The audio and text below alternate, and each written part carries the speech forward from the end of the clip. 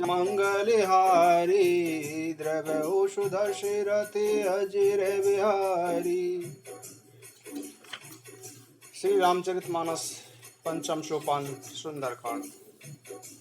जामवंत के वचन सुहाए, सुनि हनुमंत हृदय अति भाए। तब लागी मोहि पर क्यों तुम बाई, सही दुख कंद मूल फल खाई। जामवंत के सुंदर वचन हनुमान जी को बहुत अच्छे लगे। तब वे बोले कि हे भाई, तुम लोग दुख सहकर कंद मूल फल खाकर तब तक मेरी राह देखना। जब लगी आवों सीत ही देखी, तो वही काजू मोहि हर्ष विशेषी। यह कही नाई शबिन कहूँ माता, चले हर्ष ही धरि रघुनाथा। जब तक मैं सीता जी को देखकर लौट ना आऊं, काम अवश्य ही पूर्ण होगा, क्योंकि अत्यंत प्रसन्नता हो रही है। यह कहकर और सबको मस्तक झुकाकर तथा मन में श्री रघुनाथ जी को धारण करके हनुमान जी चले। सिंधु तीर एक गोधर सुंदर, कौतुक कुदी चढ़े ऊपर। बार बार रघुवीर समारे, तर्क पवन ते बलवारी। समुद्र के किनारे एक सुंदर पर्वत था। हनुमान जी सहज ही कूद कर उस पर चढ़ गए और बार बार श्री राम जी का स्मरण करके उस पर बड़े जोर से उछले। जही गिरी चरण दे हनुमंता, चले उसुगा पाताल तुरंता। जिमि अमोघ रघुपति करे बाना, यही भांति चले हनुमाना। जिस पर्वत से वे उछले वह तुरंत ही पाताल में धंस गया। जैसे श्री रघुनाथ जी का अमोघ बाण चलता है, उसी तरह हनुमान जी चले। जल निधि रघुपति दूत बेचारी, ते मैनाक हो ही श्रम हारी। समुद्र ने उन्हें रामचंद्र जी का दूत समझकर मैनाक पर्वत से कहा कि हे मैनाक, तू इन्हें अपने ऊपर विश्राम करने दे। हनुमान ते परसा कर पुनि कीने प्रणाम, राम काज कीने बिनु मोहि कहाँ विश्राम। हनुमान जी ने उसे हाथ से छुआ और फिर प्रणाम करके बोले कि भाई, श्री रामचंद्र जी का काज किए बिना मुझे कोई विश्राम कहाँ। जाते पवन सुत देव ने देखा, जाने कहूँ बल वो देवे शेषा। सुरसा नाम अहिन के माता, पट इन आई कहीं तहीं बाता। देवताओं ने हनुमान जी को जाते हुए देखा तो उनको विशेष बल बुद्धि की परीक्षा के लिए सुरसा नामक सर्पों की माता को भेजा। उसने आकर हनुमान जी से कहा, आज सुरन मोहि दिन हारा, सुनत बचन कह पवन को मारा। राम काज कर फिर में आवो, सीता कई सुध प्रभहि सुनावो। आज देवताओं ने मुझे भोजन दिया है। यह सुनकर हनुमान जी ने कहा, श्री राम जी का कार्य करके मैं लौट आऊं और सीता जी का समाचार उन्हें सुना दूं। तब तब बदन पैटहि आई, सत्य कहूँ मोहि जान दे माई। कब नेहु जतन देह नहीं जाना, ग्रस सिन मोहि कहे हनुमाना। तब मैं आकर तुम्हारे मुंह में घुस जाऊंगा। हे माता, मैं सच कहता हूँ, अभी मुझे जाने दे। जब किसी भी प्रकार उसने उन्हें नहीं जाने दिया, तब हनुमान जी बोले, तो फिर मुझे खा लो। जो जन भरते ही बदन पसारा, कपितन कीन दगुन विस्तारा। सो रह जो जन मुक्ति ठहु, तुरत पवन श्रुत भक्ति से बहु। तब सुरसा ने योजन भर अपना मुंह फैलाया। इस प्रकार हनुमान जी ने अपने शरीर को उससे दुगना बढ़ा लिया। उसने 16 योजन मुख फैला दिया। हनुमान जी तुरंत ही 32 योजन के हो गए। जस जस सुरसा बदन बढ़ावा, तासु दून कपि रूप देखावा। सत जो जन ते आनन कीना, अति लग रूप पवन सुत लीना। जैसे जैसे सुरसा मुख का विस्तार बढ़ाती, वैसे वैसे ही हनुमान जी उससे दुगना रूप दिखाते गए। उसने 100 योजन मुख किया, तब हनुमान जी ने अत्यंत छोटा रूप धारण कर लिया। बदन पटई पून बाहर आवा, मागा विदाता ही शिरनावा।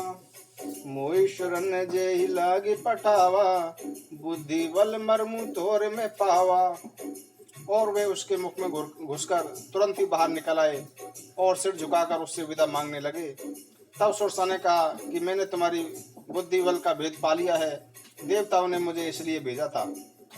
राम काज सब करहूं तुम बल बुद्धि विधान, आशीष दे गई शो हर्ष चले हनुमान। तुम श्री रामचंद्र जी के सब कार्य करोगे क्योंकि तुम बल बुद्धि के भंडार हो, यह आशीर्वाद देकर वह चली गई। तब हनुमान जी हर्षित होकर चले। निश्चरी एक सिंधु में रही, करी माया नभु के खग रह गही, जीव जंतु जे गगन उड़ाई, जल बिलो की तिनके परिछाई। समुद्र में एक राक्षसी रहती थी, वह अपनी माया से आकाश में उड़ते हुए पक्षियों को पकड़ लेती थी। आकाश में जो भी जीव जंतु उड़ा करते थे, वे जल में उनकी परछाई देखकर गहरी चाक शक नोए उड़ाई, यही विधि सदा गगन चरखाई। सो चल हनुमान कहती ना, ताशु कपटु कपितो रतहि चीना। उस परछाई को पकड़ लेती थी जिससे वह उड़ नहीं पाते थे और जल में गिर पकड़ते थे। इस प्रकार वह सदा आकाश में उड़ने वाले जीवों को खा लिया करती थी।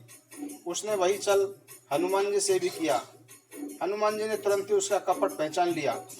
ताहि मारी मारुत सुत बीरा, बार दीपार गयो मत धीरा, तहाँ जाई देखी वन शोभा, गुंजत चंचरी की मधुलोभा।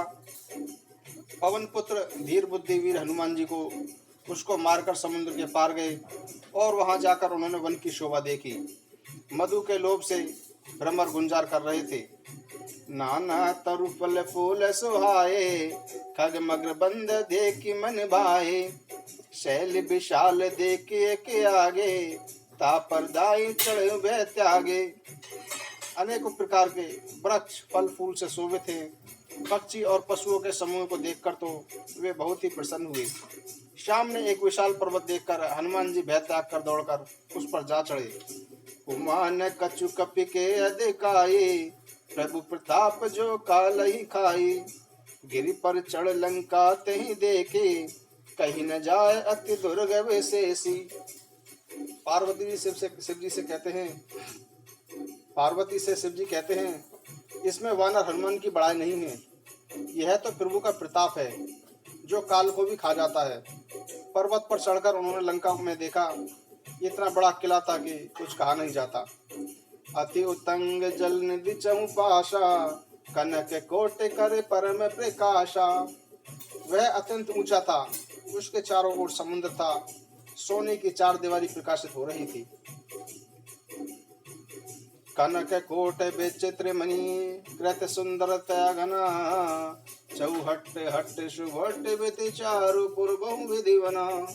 गज बाजी खच्चर निकर पदचर, रति बरूत निको गने, बहुरूप निश्चर जूत अति बल शेनि, बरुणत नहीं बने। विचित्र मणियों से जड़ा हुआ सोने के परकोटे, उनके भीतर सुंदर घर थे। चौराहे बाजार मार्ग और गलियां थी। नगर बहुत प्रकार से सजा हुआ था। हाथी घोड़े खच्चरों के समूह तथा पैदल और रथों के समूह तो गिने नहीं जाते थे। अनेक रूपों के राक्षसों के दल, जिनकी बलवती सेना का वर्णन नहीं कर सकता। वन बाग उपवन भाटिका, शरकूप बापी सोहि, नर नाग सुर गंधर्व कन्या रूप मुनि मन मोहि। कहूँ माल दे विशाल शैल, समान अति बल गरजहि, नाना आकार बिरहि, बहुविध एक एक तरजहि। वन बाग बगीचे फुलवाड़ी तालाब कुएं और बावड़ियां थी। मनुष्य नाग देवताओं और गंधर्वों की कन्याएं अपने सौंदर्य से मुनियों के मन को लुभा लेती थीं। कहीं पर्वत के समान विशाल शरीर वाले बलवान पहलवान गरज रहे थे। अखाड़ों में नाना प्रकार से भिड़कर एक दूसरे को ललकार रहे थे। करि जतन बट कोटिन बिकट, तन नगर चहु दिस रचहि, कहूँ महिषी मानुष धेनु कर अज कल निशाचर बचहि। यही लागी तुलसीदास इनकी, कथा कछु एक है कही, रघुवीर सरसी रथ शरी नहीं त्यागी गई, गति पे है सही। भयंकर शरीर वाले करोड़ों योद्धा अत्यंत सावधानी पूर्वक नगर की सब ओर से रखवाली कर रहे थे। कहीं दुष्ट राक्षस भैंसों, मनुष्य गायों, गधों और बकरियों को खा रहे थे। तुलसीदास ने इनकी कथा थोड़ी सी कही है, क्योंकि ये अवश्य ही श्री रामचंद्र जी के बाण रूपी तीर से शरीर त्याग कर परम गति प्राप्त करेंगे। पुर रखवारे देखी बहु, कपि मन कीन विचार, अति लग रूप धरो निशी, नगर करो पैसार। मंगल भवन अमंगल हारी, द्रवहु सुदशरथ अजर बिहारी। नगर के रखवालों को देखकर हनुमान जी ने मन में विचार किया कि अत्यंत छोटा रूप धारण करके रात के समय में नगर में प्रवेश करूं। मशके समान रूप कपि धरहि, लंकई चले सुमिर नर हरहि। नाम लंकनी एक न से चरे, शोक चले सी मोह नींदरहि। हनुमान जी मच्छर के समान रूप धारण कर नर रूप से लीला करने वाले भगवान श्री रामचंद्र जी का स्मरण करके लंका को चले, जहाँ लंकनी नाम की एक राक्षसी रहती थी। वह बोली, मेरा निरादर करके बिना मुझसे पूछे तू कहाँ जा रहा है? जाने ही नहीं मरम सटे मोरा, मोर आहार जहाँ लगे चोरा। मुटिका एक महाकपि नहीं, रुद्र बमत धरनी टन मनई। मूर्ख, क्या तू मेरा भेद नहीं जानता? जितने भी चोर हैं वे सब मेरे आहार हैं। हनुमान जी ने उसे एक घूंसा मारा, जिससे वह खून की उल्टी करती हुई पृथ्वी पर लुढ़क गई।